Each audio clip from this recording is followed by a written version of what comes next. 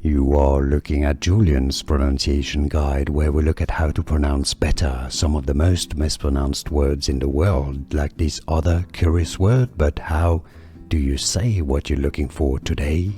Let's learn how to pronounce this word correctly once and for all in English. Both British and American English pronunciations are similar. If you want to learn more color names, stay tuned. It's not exactly a color.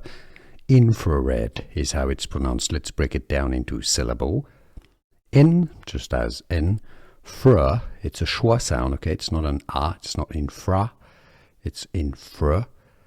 Red, like the color red, with a stress on the first syllable. Electromagnetic radiation with certain wavelength. Infrared, infrared, infrared. And now you know. Here are more videos on how to pronounce more confusing words and names too many mispronounced. Like this video if you found it useful. I appreciate your support. I'll see you soon and thanks for watching.